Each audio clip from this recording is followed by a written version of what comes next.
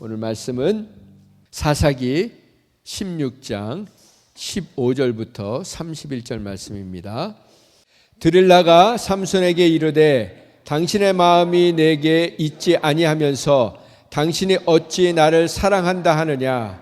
당신이 이로써 3번이나 나를 희롱하고 당신의 큰 힘이 무엇으로 말미암아 생기는지를 내게 말하지 아니하였도다 하며 날마다 그 말로 그를 재촉하여 조름에 삼손의 마음이 번뇌하여 죽을 지경이라.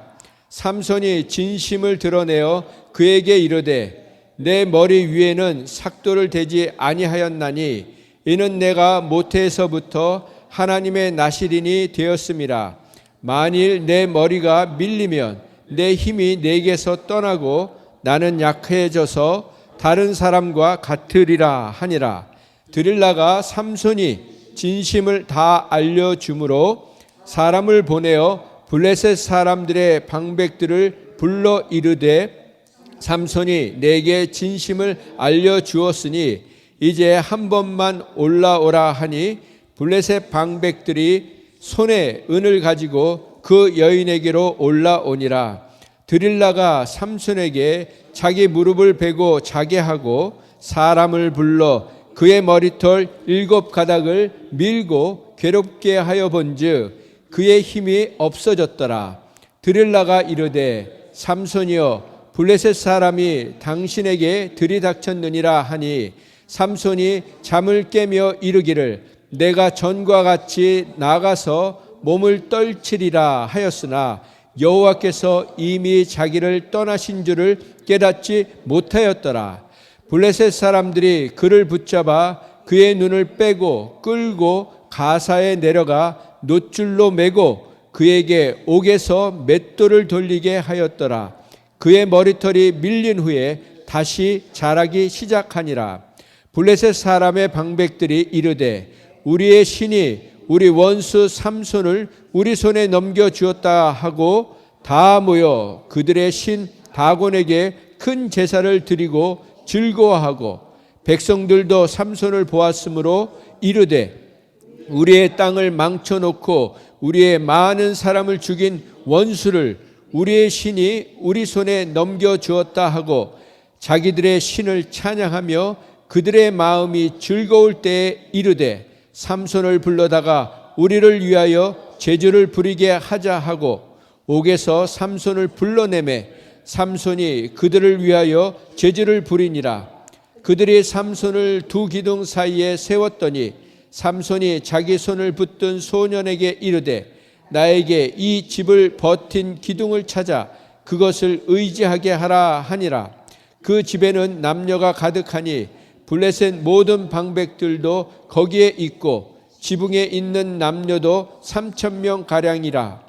다 삼손이 제지 부리는 것을 보더라. 삼손이 여호와께 부르짖어 이르되 주 여호와여 구하옵나니 나를 생각하옵소서. 하나님이여 구하옵나니 이번만 나를 강하게 하사 나의 두 눈을 뺀 블레셋 사람에게 원수를 단번에 갚게 하옵소서 하고 삼손이 집을 버틴 두 기둥 가운데 하나는 왼손으로 하나는 오른손으로 껴 의지하고 삼손이 이르되 블레셋 사람과 함께 죽기를 원하노라 하고 힘을 다하여 몸을 굽히매 그 집이 곧 무너져 그 안에 있는 모든 방백들과 온 백성에게 덮이니 삼손이 죽을 때에 죽인 자가 살았을 때 죽인 자보다 더욱 많았더라. 그의 형제와 아버지의 온 집이 다 내려가서 그의 시체를 가지고 올라와서 소라와 에스다올 사이 그의 아버지 마누아의 장지에 장사하니라. 삼손이 이스라엘의 사사로 20년 동안 지냈더라. 아멘. 오늘은 능력 많아 망한 삼손이라는 제목으로 함께 말씀 나누려고 합니다. 우리가 태양, 선, 그 해는 힘과 이 생명력, 활력을 상징합니다. 우리가 태양을 보면, 햇빛을 보면 에너지를 느끼지 않습니까? 그 힘, 이 태양을 통해서 우리가 많은 에너지를 받고 이 식물들을 살 수 있도록 해주지 않습니까? 이 삼손의 이름의 뜻이 작은 태양이란 뜻입니다. 태양의 사람, 태양과 같은 자라는 뜻이 바로 이 삼손의 이름의 뜻입니다. 하나님은 하나님의 자녀들이 이 땅에 살면서 태양처럼 빛을 내는 존재로 생명력을, 활력을, 생기가 넘치게 하는 존재로 살아가기를 원하십니다. 그래서 우리의 얼굴에는, 그리스도의 얼굴에는 항상 빛이 나야 합니다. 활력이 넘쳐나야 합니다. 생기가 넘쳐나야 합니다. 그런데 생기가 넘쳐나는 사람의 얼굴은 어떤 사람입니까? 범사에 감사하는 사람입니다. 모든 일에 감사하는 것입니다. 항상 기뻐하는 사람에게 하나님은 얼굴에 빛을 비춰주십니다. 그래서 여러분, 항상 기뻐하고 항상 감사하는 저와 여러분 되길 간절히 소망합니다. 이 삼손은요, 하나님이 이 세상을 만드신 일에 가장 힘이 센 사람이에요. 독보적인 천하장사였습니다. 하나님이 이 삼손에게는 건강을 주시고 또한 강건함을 주셨습니다. 그런데 이 삼손은 하나님이 주신 이 건강과 강건함을 자신의 탐욕을 채우고 자신의 정욕을 채우고 그것으로 힘자랑을 하고 만용을 부리는데 허비하고 낭비한 대표적인 사람입니다. 여러분은 하나님이 주신 은사, 기프트, 탤런트를 무엇을 위해서 쓰고 계십니까? 삼손은 하나님께 너무나도 귀한 은사를 받았는데 그 은사, 그 기프트, 그 선물을 갖고 열매를 맺지 못한 사람이에요. 하나님은 우리 모두에게 은사를 주셨습니다. 기프트를 주셨어요.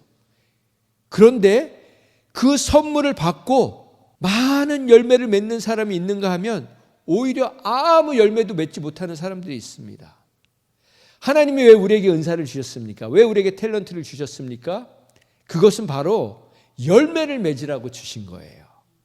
열매가 없는 은사는 오히려 독입니다. 해입니다. 악이 됩니다.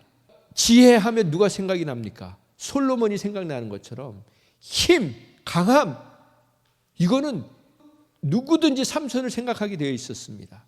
그런데 이 하나님이 주신 은사가 솔로몬에게 독이 되고 악이 되고 말았다는 것입니다. 우리는 그래서 은사 자체가 영성이 아니라는 걸 알아야 합니다. 우리는 은사를 받으면 저 사람이 영성도 좋을 거라고 생각해요. 근데 영성은요, 성품에 관련된 거예요. 열매에 관련된 거예요. 그래서 갈라디아에서 보면은 성령의 열매가 이렇게 나와 있죠. 같이 읽어볼까요? 시작. 오직 성령의 열매는 사랑과 희락과 화평과 오래 참음과 자비와 양성과 충성과 온유와 절제니 이 같은 것을 금지할 법이 없느니라. 하나님은 우리에게 은사를 주신 이유는 이런 열매를 맺으라고 주시는 것입니다. 그래서 우리는 은사가 있는 사람은 저절로 영성이 있게 된다, 성품이 좋아진다, 그렇게 생각하면 안 되는 거예요. 오히려 은사를 받았는데 놀라운 은사를 받은 사람일수록 더 쉽게 교만해질 수 있는 거예요. 타락하고 변질될 수 있는 거예요. 그 대표적인 사람이 바로 이 솔로몬이었습니다. 그래서 정말 우리가 은사를 받으면요, 어떤 은사든 반드시 열매를 맺으려고 애를 써야 합니다. 어떤 열매요? 좋은 열매, 선한 열매, 성령의 열매를 맺어야 합니다. 그런데 성령의 은사를 받고 선물을 받고 나서 악한 열매, 나쁜 열매, 그런 열매를 맺는 사람도 있는 거예요. 하나님이 우리에게 가장 큰 은사, 그거를 사모하라고 하면서 고린도전서 12장 31절에 보면 너희는 더욱 큰 은사를 사모하라. 내가 또한 가장 좋은 길을 너희에게 보이리라 하시면서 무엇을 말씀하시냐면 고린도전서 13장에 사랑을 말씀하고 계세요.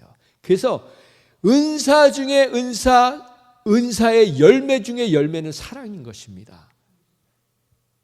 우리 안에 하나님이 주시는 그 사랑의 열매가 풍성하게 맺혀서 더 이상 가시나무로 사는 것이 아니라 많은 사람들이 그 나뭇가지에 깃들고 열매를 따먹을 수 있는 그런 저와 여러분이 되기를 간절히 소망합니다.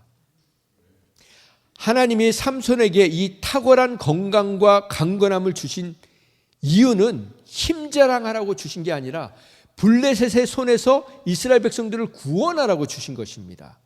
하나님이 우리에게 은사를 주신 이유는 영혼을 구원하라고 우리에게 은사를 주신 것입니다. 이 삼손 이야기는 사사기 13장부터 나옵니다. 13장 1절에 보면 이렇게 기록되어 있어요. 이스라엘 자손이 다시 여호와의 목전에 악을 행하였으므로 여호와께서 그들을 40년 동안 블레셋 사람들의 손에 넘기시니라. 이게 지금 사사기에 계속 반복되는 패턴 아닙니까? 이스라엘 백성들이 하나님을 떠나서 마음대로 죄를 짓고, 그러면 하나님이 이방 민족들을 통해서 벌을 내리시고 압제를 당하게 하시고 고통을 당하게 하시고, 그러면 이스라엘 백성들이 뭐 합니까? 하나님을 다시 찾았잖아요. 회개하면 하나님이 그 회개하는 걸 들으시고 또 용서해 주시고. 그런데 이 사사기 13장에는요 다른 패턴이 생기는 거예요. 목전에서 하나님 눈앞에서 악을 행했는데, 그래서 이스라엘 백성들을 40년 동안 블레셋 손에 넘겨주셨는데, 그럼 그 다음에 뭐가 나와야 되죠? 부르짖는 게 나와야 되잖아요. 근데 부르짖는 게 안 나와요. 이제는 이스라엘 백성들이 하나님을 그 압제 속에서도 찾지 않습니다. 그 고통 속에서도 찾지 않아요. 40년 동안 블레셋에게 넘겨졌는데도 회개하는 장면이 기록되어 있지 않습니다.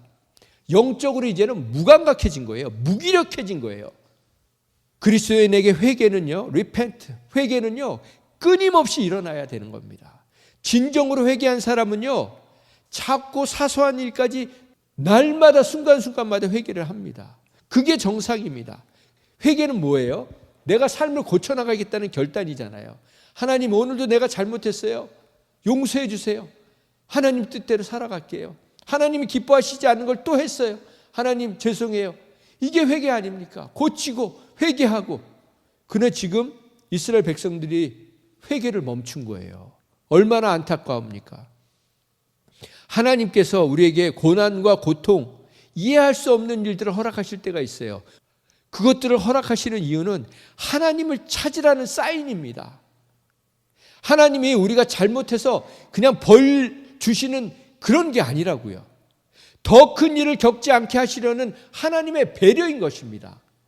그래서 우리는 작은 고통, 어떤 작은 일들이 생길 때마다 바로바로 하나님 앞에 턴을 해야 되는 겁니다. 근데 그걸 무시하고 계속해서 스탑 사인을 아니면 빨간불에 지나가는데 이번에도 그냥 통과했네? 그러다가 대형 사고가 나는 거 아닙니까? 하나님이 워닝을 주시는 거예요. 더 큰 일을 겪기 전에 회개하라고, 돌이키라고 사인을 주시는 것입니다. 그런데 회개도 하지 않은 이스라엘 백성들에게 지금 구원해 주시기 위해서, 회복시켜 주시기 위해서 하나님의 사사를 준비해 주십니다. 그래서 우리가 깨달아야 될 것은, 우리가 구원받을 때 회개이기 때문에 구원받는 게 아니라는 거예요. 회개가 구원의 조건이 아니라는 것입니다. 구원은 100% 하나님이 이미 우리에게 은혜로 허락하신 거예요. 마치 집 나간 탕자가 그 집 나간 탕자를 이미 용서하고 아버지가 매일 집 나가서 그 동산에서 아들을 기다리는 것처럼, 오늘도 이 아버지 품에 나오신 여러분 정말 잘 나오셨습니다. 우리는요 날마다 뻔뻔하게 아버지 앞에 나가는 그 습관을 길러야 되는 거예요. 하나님의 품에 달려온 여러분을 정말 주님의 마음으로 환영하고 격려합니다. 넘어지면 우리는 일어나고 주님 앞에 손을 내밀고 주님 앞에 다시 나가고, 그게 능력입니다. 그게 잘하는 거예요. 내 힘으로. 삼손이 어떤 사람이었습니까? 태어날 때부터 죽을 때까지 자기의 힘만 의지했던 사람이에요. 결국은 그 주위에 아무도 없지 않습니까? 이렇게 함께 예배드리고 서로 격려할 수 있는 지체들을 주신 것이 하나님의 크신 은혜인 줄 믿습니다. 삼손은 태어나면서부터 나실인으로 태어났습니다. 나실인은 하나님께 바쳐진 사람을 얘기하죠. 이 나실인의 기본 조건은 뭐냐면 포도나무에서 나는 것을 먹지 않는 거예요. 포도 열매만 먹는 게 아니고 포도 씨도 먹지도 않는 거야. 아주 이런 독한 술이나 이런 것은 손에 대지 않는 거예요. 두 번째는 머리카락을 자르지 않는 겁니다. 그럼 머리카락이 자라지 않으면 이렇게 자랄까요? 하나님이 알아서 다 빠지게 해주세요. 죽은 시체를 가까이 하면 안 됐습니다. 그래서 나실이는 가족이 돌아가셔도, 부모님이 돌아가셔도 그 시신을 거두지 못하게 했어요. 그런데 삼손은요, 이 모든 걸 다 어겨버린 사람이에요. 그런데도 하나님은 삼손이 20년 동안 사사로 이스라엘 백성을 구원하고 보호하는 자로 세워주셨어요. 우리도 하나님이 구원해 주셨다는 것은 나실인으로 우리를 구별을 하셨다는 것입니다. 그런데 우리가 얼마나 살면서 범죄를 많이 합니까? 끊임없이 죄를 짓는데도 하나님은 긍휼을 거두시지 않습니다. 이 놀라운 은혜를 우리는 깨달아야 합니다. 여러분, 가장 큰 죄 중에 하나가 뭔지 아세요? 하나님을 찾지 않는 게 죄예요. 무슨 봉사를 안 하고 주님 앞에 헌신을 안 하고 충성을 안 하고 그런 게 죄가 아니고요. 하나님을 찾지 않는 게 죄라고요. 열심히 봉사하고 훈련하고 헌신하는데 하나님 없이도 하는 사람들이 많다는 거예요. 언제나 어떤 순간에서나 하나님을 찾는 자들이 되시기를 간절히 소망합니다. 그런데도 하나님이 우리에게 어떻게 하시죠? 같이 읽어볼까요? 시작. 여호와의 인자와 긍휼이 무궁하심으로 우리가 진멸되지 아니함이니이다. 이것들이 아침마다 새로우니 주의 성실하심이 크도소이다. 이 고백을 합니다. 하나님의 인자하심, 그 긍휼하심이 무궁하다는 거예요. 그래서 우리가 오늘도 이 자리에 나와서 예배할 수 있었다는 것입니다. 그러면서 24절에 이런 말을 해요. 시작. 내 심령에 이르기를 여호와는 나의 기업이시니 그러므로 내가 그를 바라리로다 하도다. 여러분의 기업이 누구시라고요? 하나님이십니다. 그러니까 우리가 직장에 취직해서 들어가도요, 그 직장의 주인은, CEO는 하나님이신 거예요. 우리가 하나님을 섬기는 것입니다. 그런데 오늘 우리가 삼손을 보면 삼손의 약점이 있어요. 그건 뭐냐면 매우 충동적이라는 거예요. 분노를 조절하지 못하는 사람이었다는 겁니다. 정욕에 약했다는 거예요. 그런데 하나님이 이런 사람도 쓰셨습니다. 왜 쓰셨을까요? 삼손이 능력이 있어서요? 재능이 있어서요? 아니에요. 그 능력, 재능 다 누가 주셨습니까? 하나님이 주신 거예요. 여러분과 저를 하나님이 왜 쓰십니까? 쓸만해서요? 아니에요. 하나님이 능력 부어주시니까 우리가 쓰임받는 겁니다. 여러분, 이 드릴라라는 사람의 여인의 이름의 뜻이 뭔지 아세요? 여러 가지가 있는데요. 밤의 그림자, 그리고 미끼, 연약함, 쇠약함, 약하게 하는 자라는 뜻이 있어요. 드릴라라는 존재는요, 저와 여러분을 약하게 하는 존재인 거예요. 쇠약하게 하고 병들게 하는 존재를 바로 드릴라라고 하는 거예요. 우리는 그냥 삼손과 드릴라 하면 그냥 둘의 그 브로맨스, 하나님이 기뻐하지 않는 만남, 그런 것만 생각하는데요. 이 드릴라라는 것은 영적인 의미로는 나를 약하게 하는 존재라는 거예요. 이 사사기에는요, 특별히 이 이름의 뜻이 되게 중요해요. 그러면 여러분에게 드릴라는 어떤 것입니까? 여러분에게 드릴라는 어떤 사람입니까? 우리는 그 드릴라와 관계를 끊어야 하는 것입니다. 어떤 사람은 이성일 수 있어요. 친구일 수 있어요. 마약일 수 있어요. 유튜브가 드릴라일 수도 있어요. 드릴라는요, 집요하게 유혹을 합니다. 오늘 말씀에도 보면 얼마나 집요하게 삼손을 유혹합니까? 결국 천하장사도 이 유혹을 못 이기는 거예요. 이 우리 템테이션 앞에는요, 이겨낼 사람이 없어요. 그래서 유혹이 오면요, 우리가 거기서 맞서 싸우면요, 누구나 지게 돼 있어요. 우리는 유혹을 있으면요 피해야 돼요. 그런 자리를 만들지 말아야 돼요. 그런 상황을 만들지 말고 그런 상황의 근처에 가지 말아야 합니다. 이길 수가 없는 것입니다. 그런 상황들을 잘라버리고 만들지 말아야 합니다. 그러면 영적으로 약하게 하는 자들은 누굽니까? 우리 주위에도 그런 사람들이 많아요. 드릴라 같은 존재들이. 이 부정적인 말, 네거티브한 말을 계속하는 사람들. 말만 하면 감사보다는 그런데 말이야. 감사보다 그런데 말이야. 믿음 없는 말 하는 사람들, 불신의 말, 그리고 더러운 말, 음란의 말, 거친 말, 이런 말을 자주 하는 사람들하고는요 가까이 하시면 안 돼요. 그런 사람들하고 대화를 나누면요 금방 쉽게 전염이 됩니다. 제가 그러니까 중학교 때까지는 착하게 그래도 살았거든요. 근데 고등학교 때 밴드부를 들어갔어요. 예. 밴드부에 들어갔는데 그 선배들이 이 욕이 들어가지 않으면 대화가 안 되더라고요. 문장이 완성이 안 돼요. 처음이든 중간이든 끝이든 무조건 욕으로 시작하든 욕으로 뭐 하든 욕으로 결론을 내든 그렇게 제가 3년을 되니까 저도 욕이 안 되면 이렇게 말이 안 되더라고요. 제가 욕쟁이였어요. 욕쟁이. 우리는요 어떻게 보면 내가 다른 사람에게 드릴라 같은 존재가 아닙니까? 여러분과 제 안에 있는 이 드릴라, 나를 약하게 하는 그 존재들을 단호하게 끊어버리는 저와 여러분 되기를 예수님의 이름으로 축원드립니다. 오늘 말씀 한번 볼까요? 15절에 보면 드릴라가 삼손에게 이르되 당신의 마음이 내게 있지 아니하면서 당신이 어찌 나를 사랑한다고 하느냐? 당신이 벌써 3번이나 나를 희롱하고 당신이 그 큰 힘이 무엇으로 말미암아 생겼는지 내게 말하지 않고 있지 않느냐? 그러면서 뭐 합니까? 16절에 날마다 그 똑같은 말로 재촉하고 조르고 결국 삼손이 그 마음이 번뇌하여 죽을 지경이라 그렇게 기록하고 있습니다. 죄는요, 유혹은요, 악은요 끊임없이 집요하게 재촉하고 독촉하고 졸라댑니다. 반복해서 요구하고 공격하고 미끼를 겁니다. 언제까지요? 죽을 때까지요. 예. 결국 이 태양이 어둠에 삼켜지는 거예요.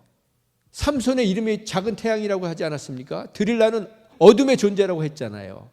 삼손이 빛이 어둠에 잠식당하고 망하는 것입니다.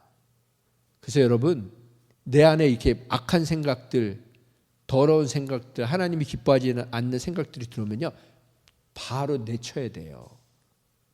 17절 말씀 결국엔 어떻게 됩니까? 삼손이 진심을 드러내어 그에게 이르되 내 머리 위에는 삭도를 대지 아니하였나니 그동안 머리를 한 번도 안 잘랐다는 거죠. 임의로.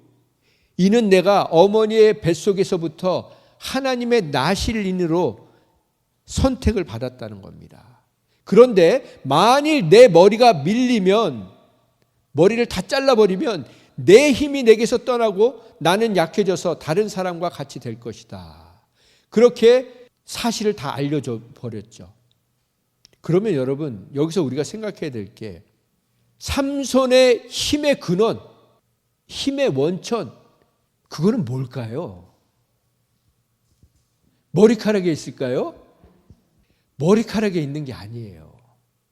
지금 겉으로 보기에는 머리가 잘려서 이게 7가닥이라는 거는 머리를 7가닥으로 딴 거예요. 그러니까 7개를 뽑았다는 게 아니고 머리를 7가닥으로 딴 거를 다 밀어버린 거예요. 예. 그러면 머리카락에서 힘이 난다. 그게 아닌 거죠. 삼손의 힘의 근원은 하나님이셨습니다. 이 머리털은 그냥 상징인 거예요. 나실인들은 머리를 기른 것처럼 그게 상징일 뿐이지. 그러니까 마치 제가 주일에는 거룩한 성복을 입고 오면 그게 능력이 아니라고요. 하나님 우리에게 은사를 주셨잖아요. 어떤 분에겐 찬양의 은사를 주셨어요.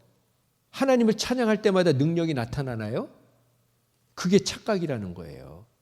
하나님이 역사하지 않으시면요 신의 목소리를 갖고 있어도 아무 일도 안 일어나는 거예요.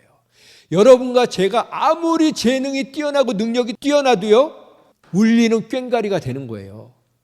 듣기 싫은 소음이 돼버리는 거예요. 근데 그 순간에 하나님이 역사를 하시면요, 돌멩이를 들어서도 하나님이 찬양을 받으시는 거예요. 음치를 통해서도 노래를 하나도 못하는데도 하나님이 역사하시는 거예요. 그러니까 우리는 자꾸 스킬을 기르려고 하는데 그게 아니라고요. 하나님이 삼손의 머리가 잘리게 하십니다. 왜 잘리게 하셨을까요? 삼손은요, 이제 때가 된 거예요. 하나님이 능력을 걷어가실 때가 된 거예요. 왜요? 하나님을 찾지 않기 때문에. 삼손의 능력을 뺏어가야만 하나님을 찾을 것을 아셨던 거예요. 그 능력을 걷어가셔야만 더 이상 자기 힘을 믿고 의지하고 그렇게 살지 않을 것을 아셨기 때문이에요.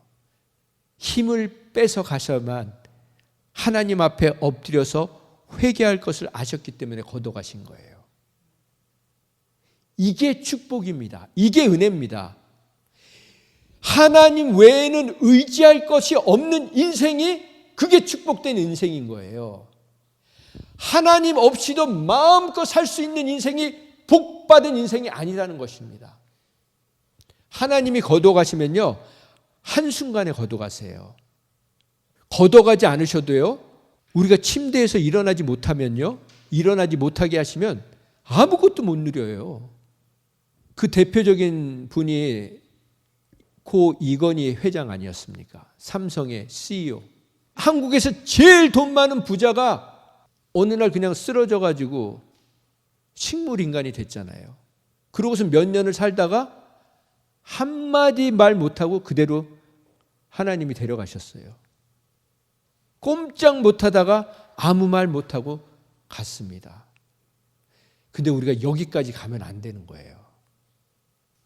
우리가 머리카락을 잘리고 눈이 뽑힐 때까지 가면 안 되는 거예요. 이건요, 하나님이 삼손을 사사로 세우시고 부르실 때 계획하셨던 계획이 아닌 거예요. 하나님은요, 삼손에게 이스라엘을 구원할 수 있는 힘과 능력을 아낌없이 부어주셨습니다. 그런데 삼손은 그걸 갖고 뭐 했나요? 자기 분노를 쏟아놓고 원수를 갖고 복수하는 데만 사용했어요. 아니, 여우 새끼 300마리 잡아가지고 2마리씩 묶어가지고 거기다가 불 붙여가지고 블레셋 땅 완전히 토토화로 만들어버렸잖아요. 불바다로 만들었잖아요. 뭐 낙타뼈 하나로 1000명을 죽였잖아요. 그건요, 힘자랑한 거예요. 헛된 짓 한 거라고요. 결국은 하나님이 이런 사람을 어떻게 합니까? 삼손을 맷돌을 돌리게 하는 사람이 되게 해요. 맷돌은 누가 돌렸냐면 나귀가 돌렸다고요. 짐승이 돌리던 그 맷돌을 돌리는, 결국은 뭐예요? 짐승처럼 살게 된 거예요. 그러고 나서 오늘 말씀에 보면 뭡니까? 사람들 앞에서 눈이 뽑혀서 나와가지고 재주를 부리잖아요. 쇼를 하라고 하잖아요. 삼손이 쇼하는 자로 전락해버린 거예요. 왜 그렇게 거기까지 갔습니까? 20절 말씀에 여호와께서 이미 자기를 떠나신 줄을 삼손이 몰랐다는 거예요. 성령이 떠나신 사람들이 있습니다. 더 정확하게 말하면 성령이 떠나신 게 아니고요, 성령께서 함께 계시는데 역사하지 않는 사람들이 있는 거예요. 우리에겐 각 사람에게 성령을 주어주셨어요. 예수님을 믿는 순간. 그런데 성령님이 역사하시지 않고 계시는 분들이 있다는 거예요. 내 힘으로, 내 능력으로, 내 생각으로, 내 머리로, 내 계산으로, 내 계획으로 사는 사람은요, 그게 바로 지금 성령께서 이미 역사하지 않는 사람들의 증거입니다. 그런데 하나님은 우리를 사랑하셔서요, 그대로 놔두질 않으세요. 이렇게 삼손처럼 눈이 뽑히더라도, 머리가 다 잘리더라도 다시 기회를 주십니다. 그게 바로 22절에 그의 머리털이 밀린 후에 다시 자라기 시작하니라. 머리털이 다시 자라게 하신다는 건요, 하나님의 은혜가 멈추지 않았다는 거예요. 지금 머리털이 자라면서 우리는 뭐 어떤 생각을 합니까? 아, 머리털이 자라니까 내가 이제 힘을 다시 쓸 수 있겠구나. 이게 아니라고요. 삼손은요, 머리가 아무리 길어도 하나님이 함께 하시지 않으면 능력을 쓸 수 없는 사람인 거예요. 이거는 그냥 하나님의 은혜가 멈추지 않았다는 증거일 뿐인 것입니다. 우리는 기억해야 됩니다. 하나님께서 막아주시지 않으시면요, 방법이 없어요. 내 힘으로 사는 사람은요, 여기 막으면요, 여기가 터져요. 이거 고치면요, 저게 망가져요. 제가 아는 분도요, 젊은 분인데 돈을 엄청 벌었어요. 그래가지고 호텔을 통째로 사버렸어요. 통째로. 그런데 코로나가 터졌어요. 그냥 죽어라고 돈을 버는데 그냥 한순간에 다 날아가는 일들이 너무 많아요. 그런데 부족하지만 하나님을 의지하는 사람은요, 막아주세요. 지켜주세요. 사방으로 우겨싸움을 당하는데요, 쌓이지 않게 해주세요. 답답한 일을 당하는데요, 망하지 않게 해주세요. 실족하지 않게 해주세요. 그게 은혜 아닙니까? 하나님께서 우리에게 오늘도 은혜를 거둬주시지 않는 것이 얼마나 감사합니까? 결국에는 삼손이 마지막 힘을 쓰고서는 이제 죽잖아요.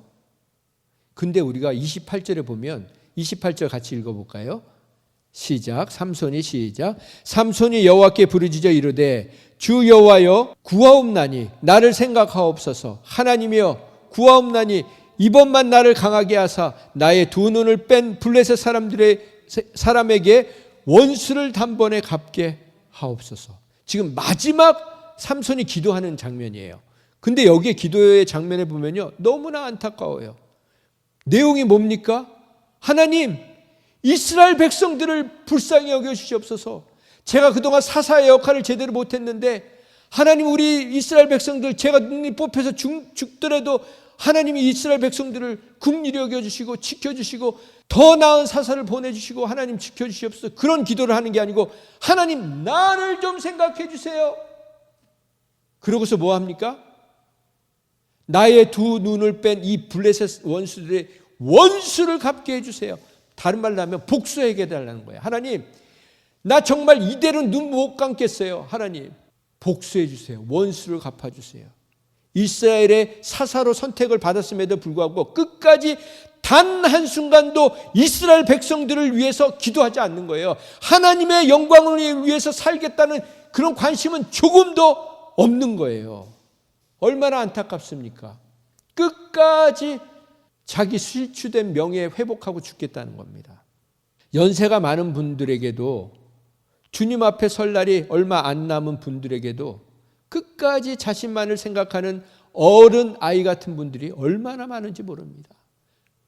연세가 그렇게 많은데도 질투하고 시기하고 모이면 험담하고 나눌 줄도 모르고 베풀 줄도 모르고 감사도 모르고 만나면 불평하고 원망하고 불만을 토해놓고, 이게 바로 삼손과 같은 모습인 겁니다. 결국 삼손이 죽죠. 그러고 나서 30절에 보면 뭐라고 됩니까? 삼손이 죽을 때에 죽인 자가 살아있을 때 죽인 자보다 더욱 많았다. 그 단 한 번에 죽인 사람이 삼손이 살았을 때 죽인 자보다 더 많았다는 거예요. 이 말은 무슨 얘기냐면요, 멋지게 해피엔딩을 했다는 말이 아니에요. 피날레를 아주 멋있게 장식했다는 말이 아니에요. 하나님의 뜻대로 삼손이 살았으면 이보다 더 큰 일로 쓰임 받았을 텐데, 더 하나님이 기뻐하시는 일을 많이 했을 텐데 고작 이렇게 죽었다는 거예요. 우리는 이 역설법을 역으로 생각할 수 있어야 되는 겁니다. 하나님의 말씀대로 뜻대로 살았다면 더 많은 일, 더 귀한 일을 할 수 있었는데 이 씁쓸한 결말을 맞게 되었다는 것입니다. 삼손은 하나님이 주신 능력과 은사로 이스라엘 백성들을 돌보고 구원하는 일이 아니라 그런 데는 전혀 관심이 없고 자신의 욕정, 그 욕정을 채우려고 미친 개처럼 여기저기 돌아다녔어요. 평생을 그러고 살았어요. 욕정은 사랑이 아닙니다. 결국 주체하지 못한 그 욕정 때문에 패가망신하고 죽임을 당하고 말았어요. 우리는 우리가 사랑하는 것과 운명을 같이 하게 됩니다. 그런데 우리가 히브리서 11장을 보면, 히브리서 11장은 믿음장이라고 해요. 그래서 믿음의 사람에 대한 믿음이 무엇인지, 그러면서 믿음의 사람들이 어떻게 살았고 그리고 그 믿음으로 산 사람들의 이름이 나오는데요. 그 중에 한 명이 삼손이 나와요. 이게 너무 아이러니 아닙니까? 어떻게 삼손을 믿음의 사람이라고 할 수가 있겠어요? 그래서 어떤 분들은 이 삼손이 이렇게 죽어가는 모습을 보면서 예수님이 마지막에 십자가에서 모든 죄인들을 그렇게 막 해석하는 분들도 있어요. 그렇게 해석할 수도 있지만 어떻게 삼손을 믿음의 사람으로 히브리서에서 기록을 했을까? 우리 한번 같이 좀 찾아볼까요? 히브리서 11장 366페이지 거기에 보면 32절에 11장 32절에 보면 내가 무슨 말을 더하리요? 기드온, 바락, 삼손, 입다, 다윗 및 사무엘과 선지자들의 일을 말하려면 내게 시간이 부족하리로다. 그들은 믿음으로 나라들을 이기기도 하며 의를 행하기도 하며 약속을 받기도 하며 사자들의 입을 막기도 하며 불의 세력을 멸하기도 하며 칼날을 피하기도 하며 연약 가운데서도 강하게 되기도 하며 전쟁에 용감하게 되어 이방 사람들의 진을 물리치기도 하며 쭉 하고 나오는데 삼손이 그 중에 한 명이 나온다고요. 그러면 정말 삼손이 믿음의 사람이었을까요? 우리가 지난주에 입다에 대해서 봤지만 입다가 믿음의 사람이었나요? 기드온이 믿음의 사람이었나요? 아니에요. 더 저기 한 말씀은 24절에 있어요. 24절 믿음으로 모세는 장성하여 바로의 공주의 아들이라 칭함받기를 거절하고 도리어 하나님의 백성과 함께 고난받기를 잠시 죄악의 낙을 누리는 것보다 좋아했다. 모세가 정말 이랬나요? 공주의 아들이라 칭함받기를 거절했나요? 아니에요. 사람 죽여가지고 도망 나온 거예요. 여기서 우리가 봐야 될 게 뭐냐면요. 하나님은요, 믿음 없는 사람들을 믿음 있다고 불러주시는 거예요. 결국 여기에 빠진 게 뭐냐면요. 하나님께서 믿음 없는 삼손을, 믿음 없는 다윗을, 믿음 없는 입다를, 믿음 없는 요셉을, 믿음 없는 저와 여러분을 믿음 있는 사람이라고 불러주시는 거라고요. 그런데 그 이야기를 듣고 우리가 믿음 있다고 자랑하면 이건 착각 중에 착각이고 망상 중에 망상인 거예요. 우리는요, 믿음 있는 사람들이 없어요. 예수님이 뭐라고 하셨습니까? 겨자씨, 그 깨알 만한 믿음이 있으면 산을 옮긴다고 했어요. 근데 여기 지금 산을 옮기는 사람이 있습니까? 아무도 없어요. 근데 히브리에서는 지금 이 사람들을 믿음이 있는 사람들이라고 기록을 하고 있다고요. 이 산지를 내게 주소서, 그 찬양 아시죠, 여러분? 그 찬양을 작곡한 분이 얼마 전에 새롭게 하소서에 간증이 나왔어요. 그래가지고 이런 간증을 했어요. 근데 2007년에 갑자기 저희 담임 목사님이 일본을 가자고 그러시더라고요. 예. 좀 주저했어요. 처음엔 돈도 많이 들 것 같고 예. 아유 이거 좀 가야 되나 싶었는데 특히 또 담임 목사님하고 간다는 것이 쉬운 일은 아니잖아요. 네. 담임 목사님께서 교회에서 모든 비용을 대주겠다고 하셔가지고 얼른 오케이 하고 네. 일본을 갔습니다. 그래서 한 교회를 만나게 됐고 오사카에 있는 그 교회와 마음이 통해서 그 다음 해부터 콘서트를 몇 번 하면서 내가 이 교회를 돕고 섬겨야겠다는 마음 때문에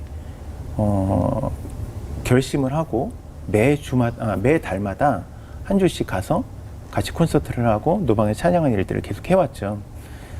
2011년에 그 쓰나미가 일어났을 때도 제가 마찬가지로 가서 콘서트를 하기로 약속을 하고 있었어요. 제가 너무 피곤해서 잠깐 눈을 붙이고 있는데 장모님에게 전화가 온 거예요. 빨리 텔레비전을 틀어보라는 것이죠. TV를 틀어보라고. TV를 틀어봤더니 저희가 익숙히 알고 있는 그 쓰나미 현장들이 막 방송이 되고 있는 거예요. 그래서 제가 오사카에 있는 제 친구 목사님께 전화를 했더니 아 여기는 아무렇지도 않다. 근데 이럴 때일수록 와서 우리를 위로하는 찬양을 해주면 너무 좋겠다라고 말씀하셔서 계획대로 가기로 결정을 했습니다. 근데 문제는 그 다음날 교회 갔는데 난리가 난 거예요. 제가 이미 일본에 가 있는 줄 알고 저희 담임 목사님부터 시작해서 모든 성도들이 걱정을 하고 난리가 난 것이죠. 그래서 담임 목사님부터 시작해서 제가 만나는 모든 성도님들이 이번에 가지 말라고, 위험하다고, 이럴 때는 가지 않는 거라고. 근데 저는 아무렇지가 않았어요. 어떤 분은 막 거의 농담으로 이번에 가면 오지 말라고 방사능 얼마 온다고 이렇게 얘기를 하신데도 불구하고 저는 아무렇지도 않았거든요. 제가 금요일 출발하기로 하고 목요일 짐을 싸고 있는데 같이 가기로 한 그 건반 연주자 자매 어머니에게 전화가 왔어요. 전화를 하셔가지고 말씀하시기를 이번에는 우리 딸을 데려가지 않으면 안 되겠냐. 우리 딸이 이번에 가면 자기는 잠을 못 잘 것 같다고. 근데 저도 딸의 아버지, 한 딸의 아버지니까 이해가 가잖아요. 그래서 아, 그렇게 얘기하겠다. 전화 끊고 그 자매에게 전화해서 이번에 나 혼자 갔다 오겠다라고 얘기를 하고 전화를 딱 끊었는데 갑자기 두려운 마음이 제 마음 가운데 쏟아지기 시작하는 거예요. 그래서 이 손발이 떨리는데 의자에서 일어날 수가 없을 정도로 손발이 떨리기 시작하는 거예요. 뭔가 부정적인 생각이 막 들어오기 시작하는데 처음에는 제가 간사이 공항에 비행기가 내리는데 쓰나미가 몰려오는 그림부터 나중에는 폐허가 된 오사카 시내에서 거짓골을 한 제가 한 손엔 십자가기와 한쪽엔 한 손엔 이 태극기를 흔들고 있는 이런 그림이 보이는 것 같은데 막 두려움에 떨고 있는데 주님께서 제 마음 가운데 어떤 음성으로 말씀하시기 시작했어요. 진호야, 너는 네가 내일 그 땅에 들어가서 죽는다는 것을 알면서도 그 땅에 들어갈 수 있겠니? 제가 대답을 못 하겠더라고요. 저희 아내하고 딸이 저쪽 방에서 자고 있는데 저들을 두고 내가 그 땅에 들어간다? 대답을 못 하겠더라고요. 계속해서 떨고 있는데 주님 말씀하시기를 진호야, 너에게 미쿠닉 교회, 제가 같이 섬기고 있는 그 교회, 미쿠닉 교회 식구들은 어떤 의미냐? 너에게 일본 사람들은 어떤 의미냐? 너는 그들을 위해서 죽을 수 있겠니? 제가 대답을 또 못 하겠는 거예요. 근데 주님께서 세 번째 물으셨어요. 진호야, 너는 정말 네가 내일 그 땅에 들어가서 죽는다는 것을 알면서도 너는 들어갈 수 있겠니? 근데 갑자기 그 세 번째 질문에 제가 갑자기 없던 용기가 생기기 시작했어요. 그래서 제가 주님 앞에 말씀드리기를 주님, 그렇게 하겠습니다. 주님이 원하시는 것이면 제가 그 땅에 들어가서 죽겠습니다. 그때 이 떨림이 멈추더라고요. 그래서 제가 짐을 싸고 안방에 들어갔더니 저희 둘째를 베고 있는 아내하고 저희 딸이 누워 있는데 내일 내가 그 땅에 들어가면 이 사람들을 보지 못한다는 생각이 드니까 너무 눈물이 나는 거예요. 그래서 제가 두 사람의 발목을 잡고 막 물었어요. 안 일어나는 거예요. 제가 발목을 흔들면서 물었어요. 안 일어나더라고요. 그래서 제가 30분 그렇게 하다가 포기하고 그 다음날 일본을 들어갔어요. 아무렇지도 않죠. 근데 이제 주일이 돼가지고 사역을 하기 시작하는데 찬양을 하다가 제가 거기에 계신 한 50분의 일본 분들에게 이 말씀을 드렸어요. 여러분, 제가 이번에는 죽을 각오를 하고 이곳에 들어왔습니다.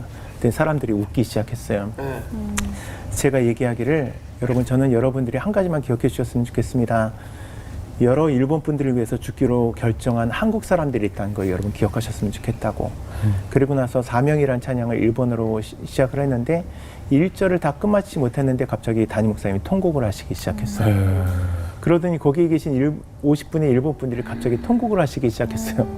저도 더 이상 찬양을 하지 못하고 그분들과 부득이하고 우는데 그때 제 마음 가운데 그 생각이 들어왔어요. 아, 주께서 나를 이곳으로 부르시는구나. 그래서 제가 일본에 가기로 결정을 했습니다. 그게 저의 선교 사역의 시작이었던 것 같아요. 여러분, 이 간증을 지금 일본으로 가야 되는데 쓰나미가 생긴 거예요. 그래가지고 같이 가기로 한 사람은 못 가게 되고, 그러고선 자기도 있는데 갑자기 몸이 막 떨리기 시작하더니 일어날 수 없을 정도로 떨리기 시작했다는 거죠. 그 두려움이.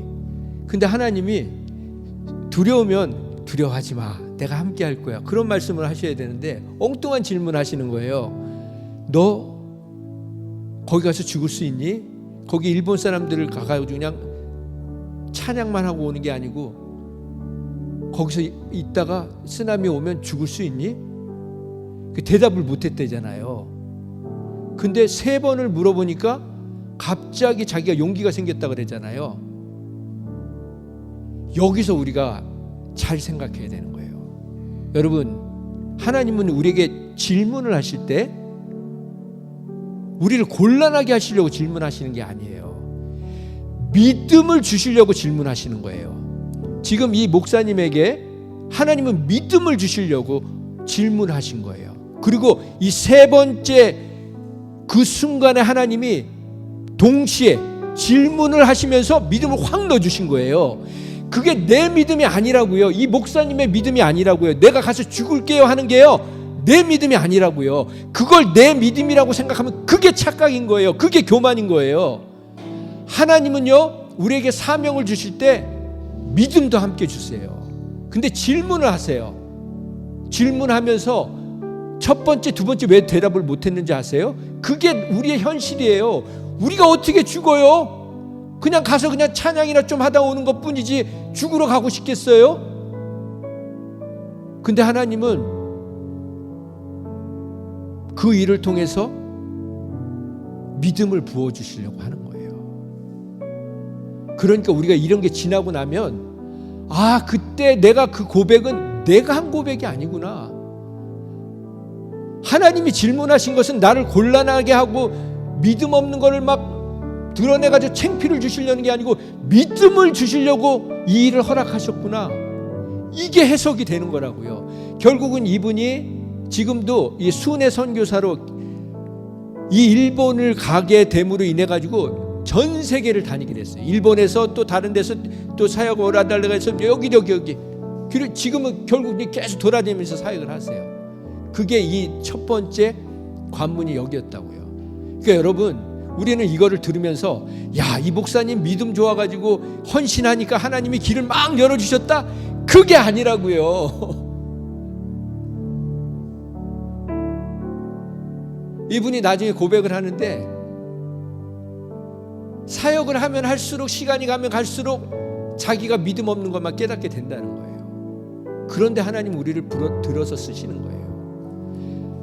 여러분, 저는 삼손 이야기를 보면서 사실 제가 진짜 이렇게 삼손 그 내용을 이렇게 깊이 묵상해 본 게 이번이 처음이에요. 근데 너무 안타깝더라고요. 그냥 우리는 그냥 삼손하면 뭐 힘 좋고 막 그래가지고 막 그냥 이 여자 저 여자 막 찝쩍거리고 막 그랬던 인간으로, 그러다가 결국은 그냥 비참하게 간 인간, 그렇게 생각을 했는데요, 그게 아니더라고요. 하나님은요, 삼손에게 정말 아낌없이 부어주셨어요. 근데 정말 헛되게 살다가 한 사람이에요. 우리는 기억해야 됩니다. 우리가 아무 능력이 없어도 하나님이 하시는 데는요, 전혀 문제가 없으세요. 우리가 재능이 없고 물질이 없고 은사가 없고 능력이 없어도요, 하나님은요, 하나님의 일을 우리를 들어서 쓰셔 하시는데 전혀 문제가 없으시다고요. 그러니까 자꾸 내 모습에 집중하지 마세요. 집착하지 마세요. 내가 이것 좀 돼야 뭐 하나님 앞에 쓰임 받는다? 그런 말 하지 마세요.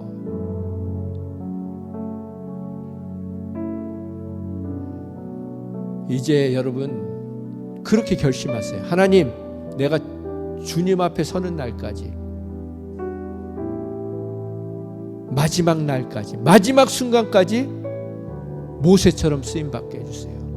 모세가 어떻게 쓰임받았죠? 죽는 그날까지요, 눈이 흐려지지 않았어요. 기력이 쇠해지지 않았어요. 그래서 여러분 그렇게 기도하세요. 하나님, 마지막 순간까지 쓰임받고 싶어요. 그러니 하나님 지켜주세요. 근데 여러분, 우리가 기억해야 될 건요, 하나님은요, 우리가 짐이 되는 모습까지 쓰임받게 해주세요. 우리가 모세처럼 멀쩡하게 있다가 가는 것도, 그런 사람도 하나님 쓰임받게 하시지만요, 여러분이 아무 도움이 안 되는 짐 같은 존재가 돼도 하나님은요, 그 사람을 들어서 쓰임받게 하신다고요. 이게 하나님이 하실 수 있는 능력이에요. 그러니까 우리는요, 뒤로 넘어져가지고 코가 깨졌는데, 뒤로 넘어지면 어디가 깨져야 돼? 여기가 깨져야지. 코가 어떻게 깨져요? 얼마나 재수가 없으면 코가 깨지겠어요. 그래도 잘 될 수밖에 없는 인생이라고요. 그러니까 여러분, 우리의 모습으로 하나님을 제한하면 안 되는 거예요. 주님 앞에 가는 날까지, 하나님, 내가 1분 후에 주님 앞에 가도 마지막 순간까지 쓰임받게 해주세요. 그렇게 기도하시기 바랍니다. 하나님이 그러면 멋지게 쓰임받게 해주실 줄 믿습니다. 오늘 저는 말씀의 제목을 능력 많아 망한 삼손이라고 정했습니다. 여러분, 능력이 많아서 잘 되는 게 아닙니다. 능력이 많아 망한 삼손이 있습니다. 능력이 많아 얼마나 망하는 삶을 사는 사람이 이 땅에 많은지 모릅니다. 그러나 능력이 부족해도 하나님이 나를 붙들고 계심을 믿으면 그 사람은 세상이 감당할 수 없는 사람이 되는 것입니다. 이 시간 기도할 때는 하나님, 내 능력 의지하려고 했던 저의 어리석음을 용서하여 주시옵소서. 제 자신의 부족함을 바라보다가 낙심하고 실망하게 했던 것을 용서하여 주시옵소서. 하나님이 나를 붙드시면 주님의 능력을 경험할 수 있음을 믿습니다. 하나님, 주님이 나를 지금도 붙들고 계심을 잊지 않게 하여 주시옵소서. 영원히 나를 놓지 않고 계심을 잊지 않게 하셔서 주님 앞에서는 그날까지 주님의 능력으로 살아가며 성령의 열매를 맺는 성령의 사람 되게 하여 주시옵소서. 이제는 우리가 죄인 되었을 때, 우리가 죄를 짓고 있을 때, 하나님의 마음을 아프게 하고 있을 그때에도 우리를 사랑하셔서 구원의 길을 준비해 주신 하나님 아버지의 극진하신 사랑과 그 사랑의 증거가 되시고 제물이 되어 주셔서 그 사랑의 주인공들이 되게 해주신 예수님의 극진하신 사랑과